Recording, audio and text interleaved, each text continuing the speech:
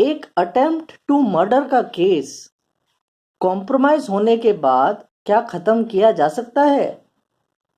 देखिए, अक्सर ऐसा देखा जाता है क्रिमिनल केसेस में, जब मुजरिम और विक्टिम के बीच में कॉम्प्रोमाइज हो जाता है और वो ये चाहते हैं कि अब इस केस को खत्म कर दिया जाए। तो क्या एक अटेम्प्ट टू मर्डर का केस कॉम्प्रोमाइज होने के बाद खत्म किया जा सकता है? देखिए, इसको बताने से पहले मैं थोड़ा सा कॉम्प्रोमाइज के रिगार्ड में जो हमारा लॉ है वो आपको बताना चाहूँगा। देखिए, जो हमारे क्रिमिनल प्रोसीजर कोड का सेक्शन 320 है, उस सेक्शन में कॉम्प्रोमाइज, जिसको कि लीगल लैंग्वेज में केस को कंपाउंड करना कहते हैं, उसके बारे में प्रोविजन दिया हुआ है। सेक्शन 320 के अंदर एक टेबल है और उस टेबल के अंदर कुछ ऑफेंसेस बताए गए हैं।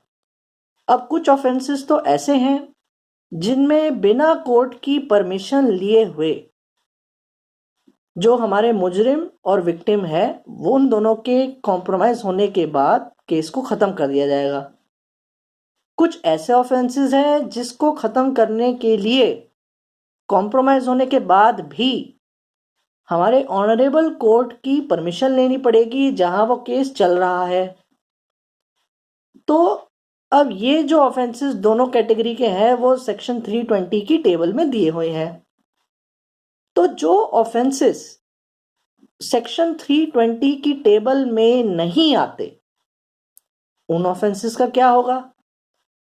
तो ये सेटल्ड लॉ है कि उनमें से कुछ ऑफेंसेस को खत्म कर सकते हैं कॉम्प्रोमाइज के बेसिस पे, लेकिन उसके लिए section 482 code of criminal procedure के अंदर ऑनरेबल हाई कोर्ट के अंदर पिटीशन लगानी पड़ती है और उस पिटीशन में क्वॉशिंग की प्रेयर मांगनी पड़ती है उस केस को खत्म करने के लिए, जो कि नॉन कंपाउंडेबल होते हैं।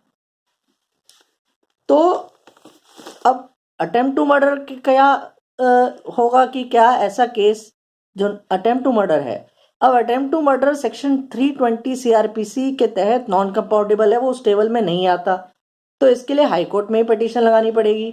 तो इस पे लॉ क्या कहता है, इस चीज को बताते हुए मैं रेफरेंस दूंगा यहाँ हमारे ऑनरेबल दिल्ली हाई कोर्ट की जजमेंट का, जिसका नाम है Manoj versus government of NCT of Delhi, criminal MC number 428/2023, dated February 27, 2023। देखिए, इस केस के फैक्ट्स ये थे कि जो मनोज था वो मुजरिम था। उस पर ये आरोप था कि उसने अपने ब्रदर इन लॉ को एक रात एक सीमेंट की ईंट से 13 बार उसके सर पे मारा और मुंह ढक के उसने ये किया था। इत्तेफाक से सीसीटीवी कैमरा में वो घटना कैद हो गई और बाद में पुलिस को पता चला कि ये तो मनोज ने ही किया है, उसके रिलेटिव ने ही किया है जो विक्टिम था। तो पुलिस ने सेक्शन 307 आईपीसी के तहत अटेम्प्ट टू मर्डर की चार्जशीट ऑनरेबल कोर्ट में फाइल करी। चार्जशीट फाइल होने के बाद मनोज में और उसके ब्रदर इन लॉ विक्टिम में दोनों में कॉम्प्रोमाइज हो गया। तो उन्होंने ये ऑनरेबल दिल्ली हाई कोर्ट में पिटीशन लगाई कि इस केस को खत्म कर दिया जाए। तो यहाँ पे ऑनरेबल दिल्ली हाई कोर्ट ने ये डिस्कस किया कि एक अटेम्प्ट टू मर्डर के केस में सेक्शन 482 पिटीशन के तहत क्या उस केस को खत्म कर सकते हैं कि नहीं। तो यहाँ पे कुछ मेजर इंपॉर्टेंट पॉइंट्स हैं। तो सबसे पहला तो ऑनरेबल दिल्ली हाई कोर्ट ने ये बताया कि कोई भी नॉन कंपाउंडेबल ऑफेंस जो कि सेक्शन 320 की टेबल में नहीं दिया हुआ, ऐसे ऑफेंसेस को खत्म कर सकते हैं 482 की पिटीशन में ऑनरेबल दिल्ली हाई कोर्ट के पास, अगर उस केस को खत्म करने के बाद दोनों पार्टीज के बीच में जस्टिस हो रहा हो। तो अब ये पॉइंट उठता है कि दोनों पार्टीज के बीच में जस्टिस हो रहा है कि और या नहीं, ये कैसे चेक करेंगे? तो ये चेक करने के लिए ऑनरेबल दिल्ली हाई कोर्ट ने ये कहा कि जस्टिस वहां होता है जहां पर ऑफेंस सीरियस नहीं हो या बहुत खतरनाक नहीं हो। अब सीरियस और खतरनाक ऑफेंसेस जैसे कि मर्डर, रेप या डकैती, इन तरीके के ऑफेंसेस को ऑनरेबल दिल्ली हाई कोर्ट में पिटीशन लगा के कॉम्प्रोमाइज के बेसिस पे खत्म नहीं किया जा सकता, क्योंकि ऐसे ऑफेंसेस सिर्फ विक्टिम के खिलाफ नहीं, पूरी सोसाइटी के खिलाफ माने जाते हैं। दूसरी तरफ कुछ ऐसे ऑफेंसेस हैं जो छोटे मोटे होते हैं, जैसे कि उनका जो मेजर जो उनका जो एलिमेंट होता है वो एक सिविल नेचर का होता है। तो जैसे कि कॉमर्शियल ट्रांजैक्शन से अराइज होते हुए चीटिंग का केस लगा दिया, सिविल केस था, वो सिविल डिस्प्यूट था। या फिर मैट्रिमोनियल केसेस कुछ होते हैं, मियाँ बीवी के झगड़े।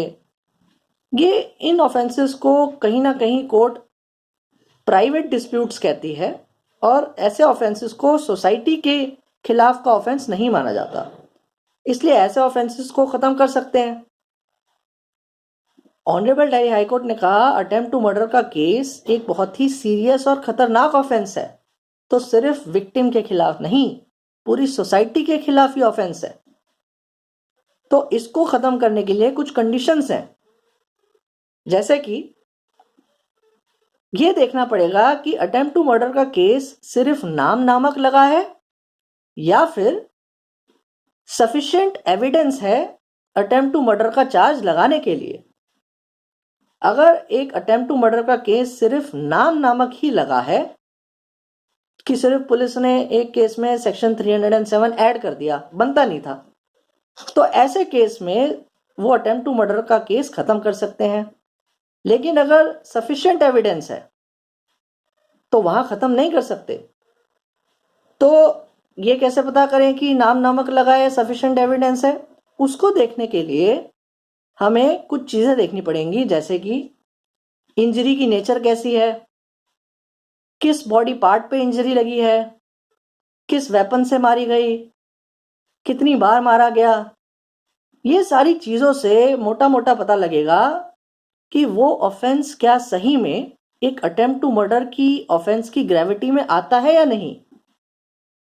अगर इन सब चीजों को देख के लगता है कि वो एक अटेम्प्ट टू मर्डर की श्रेणी का ऑफेंस है, तो उसको खत्म नहीं किया जाएगा।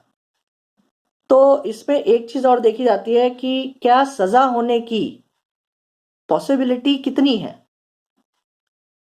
अब देखिए, बहुत बार हो सकता है कि सिर्फ जो विक्टिम है उसी का एविडेंस हो चार्जशीट के अंदर, और कोई एविडेंस ना पाया जाए, और कोई विटनेस ना हो, या और कोई सीसीटीवी फुटेज ना हो, तो वहां पे चांसेस कम है कि मुजरिम को सजा मिलेगी, क्योंकि पार्टीज के बीच में कॉम्प्रोमाइज तो हुआ ही हुआ है। तो जब कोर्ट में विक्टिम अपनी गवाही देगा, वो तो उल्टी गवाही दे देगा, हॉस्टाइल हो जाएगा, तो यहाँ सजा की प्रोबेबिलिटी कम है।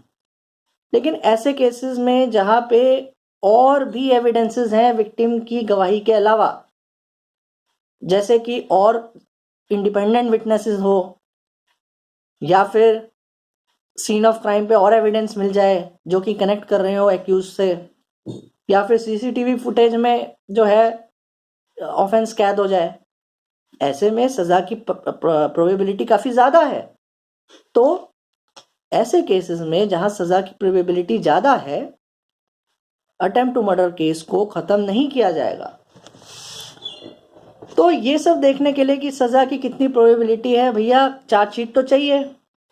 तो इन्वेस्टिगेशन होगी, पुलिस अपनी इन्वेस्टिगेशन करने के बाद चार्जशीट को कोर्ट में फाइल करेगी। तो अगर एक अटेम्प्ट टू मर्डर के केस को खत्म करना है तो वो पुलिस की इन्वेस्टिगेशन के दौरान खत्म नहीं किया जा सकता।